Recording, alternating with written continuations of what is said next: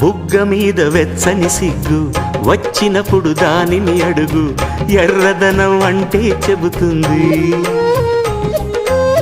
పెదవి కొమ్మ పూసిన పువ్వు అందమైన నీ చిరునవ్వు, తెల్ల రంగు అట్టా ఉంటుంది. నీలో నిలువున పులకలు రేగిన వేళ నువ్వే పచ్చని పైరువు అవుతావమ్మా. దిగులు రంగే నలుపు అనుకో, ప్రేమ పొంగే పసుపు అనుకో.